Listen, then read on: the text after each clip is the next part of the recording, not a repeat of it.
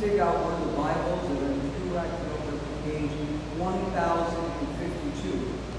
This week I've done something different. I normally like to talk about one of the verses in the Gospel, but today I will talk a little bit about the epistle, the second epistle of St. Peter.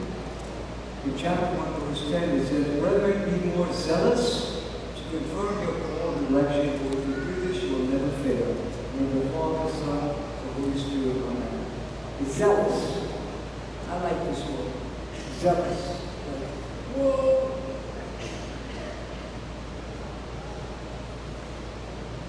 We get zealous. How many of you here are football fans? Is anybody a football fan? You're a football fan? You're a football fan, right? Not really. What does it?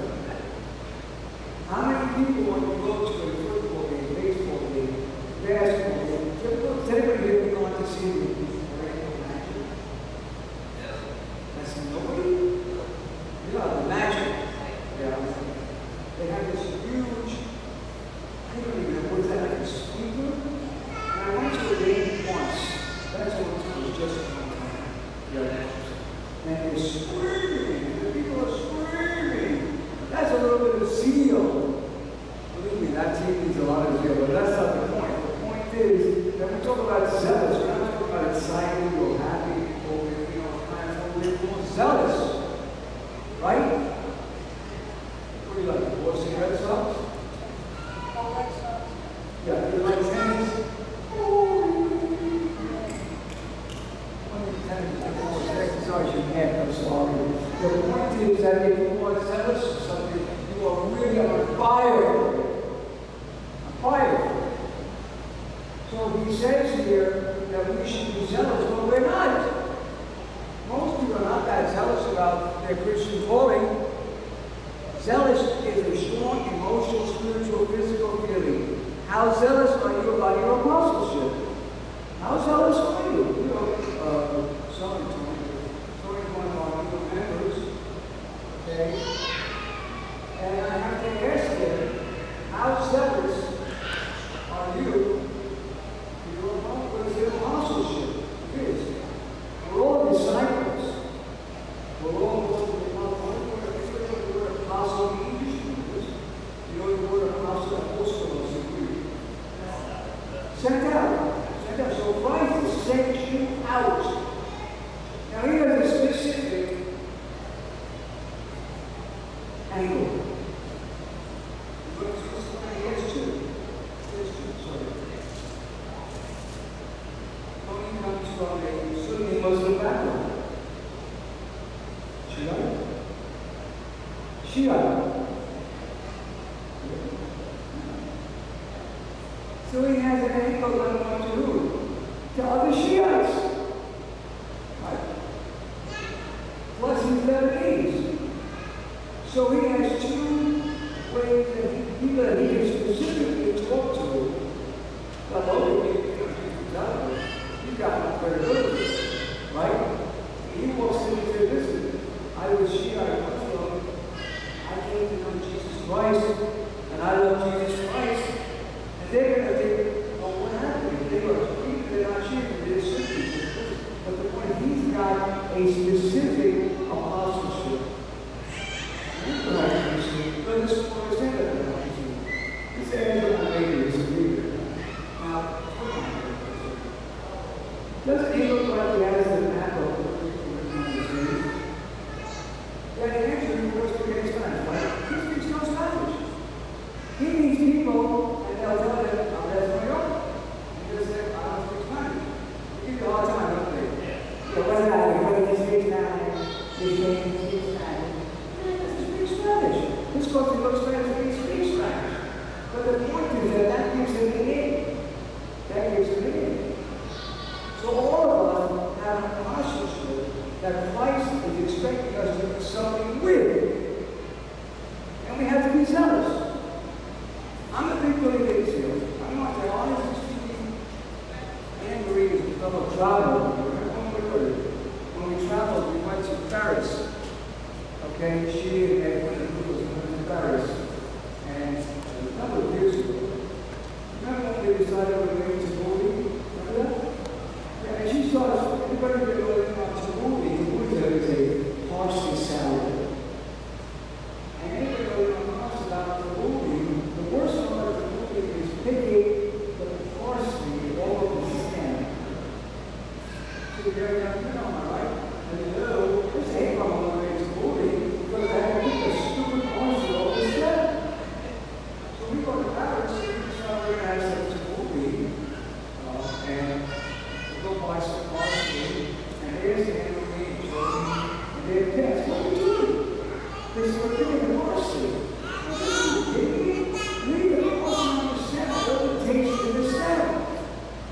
things that only aided, really appreciated. So to be zealous is to be on fire. And I find too many people, not necessarily in this parish, but I was at a convention in Phoenix, Arizona. Some of the people were on fire for Christ. They were on fire for liturgy. There were other people there that were checking their phones. You know, I say, well, people are checking their phones. You know something?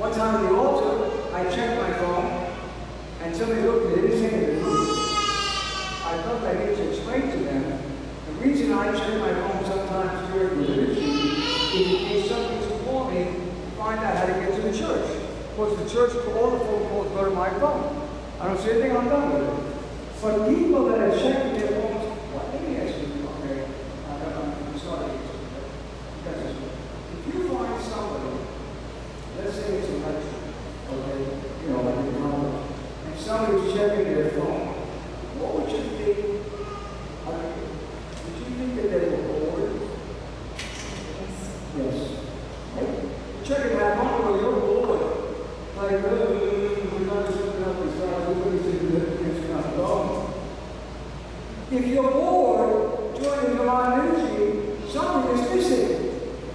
Something is definitely missing. So when we should be zealous, we should be excited. I'm older than everybody in this room except for one or two people. I get zealous. I get excited. So Jesus says here, I'll repeat the verse, brethren, be more zealous to confirm your call and election. For if you do this, you will never fail. If you are zealous, I will not back off. I will not back off. Somebody the other day, Christian, they were in a mosque, and they decided to try and be ecumenical, and they prayed in the Islamic fashion. I said, let me get a scripture, and I might mark my words on it. And this I'm a fanatic. If I was required to pray in a non-Orthodox Christian background, especially a non-Christian background, God bless all the people of this world, God's children, you could cut my throat before I would do that. Because I am here to be zealous and be a witness to Jesus Christ. And if you're not, you can't why. Because that's what Christ called us to say is about zealous. Because someone says in verse 16, for we did not follow cleverly devised this when we made known to you the power and coming of our Lord Jesus Christ. For we were eyewitnesses of his majesty. Feeling, knowing the love, the tremendous love of God, telling with words and actions this real overpowering of evil, which we have seen is why we are here in this world. We are not here. I know that this is not in America. Let me ask someone, David Feynman, if you don't mind. Generally speaking, in our society, we're raising children, right? What do most parents, teachers, society, what do they show the child to aim for? Success. Okay, if you want to define that a little bit more, what kind of success? Money. Let's get realistic, right? We're here for the buck. We're here for the buck. So we're zealous to make the money. We're not zealous for Christ. And there's something missing. Because the money does not last. And even if it lasts, you look at at some of the people that are super wealthy, Bill Gates and all these people. What do they do with the money? We have to buy this up at foundation trying to do some other good with it. But the point that we don't need that much money. We don't. We need money. To be fair, we do need money. We just answer to gives life to the church. We need money. Okay? But we become so consumed with the money and we follow things which will lead us to more and more making of money. Let me tell you something. I've said it before. I've been with St. Senator Soto. And I want parents especially to hear this. He said that when we die as parents, when we stand before Jesus Christ, he will ask one question of Mary, of Bill, Rena. Did you bring your children to know me? Why is that so important? Because without Christ, life is just an existence. And what we are living in America is an existence. We're not on fire. Our young people are more intelligent than you give credit for. They want something more than just what society is showing. Finally, he says in verse 19, you will do well to pay attention to this as to a lamp shining in a dark place until the day dawns and the morning star rises in the heavens. President George Bush, Sr., anybody remember the 1,000 points of lights we talked about? Anybody? 1,000 points of lights. That was one of Bush's things. 1,000 points of lights. We are called, each of us, to know and love Jesus as a light in a increasingly dark society. My friends, we really strive not to ever hurt anyone's feelings. I personally, and as a pastor of this church and the direction of this church, not to ever hurt anyone purposely. The lights are going out in America. America is becoming darker and darker. America was referred to as a light on a hill. Why do all these people come to America? To eat?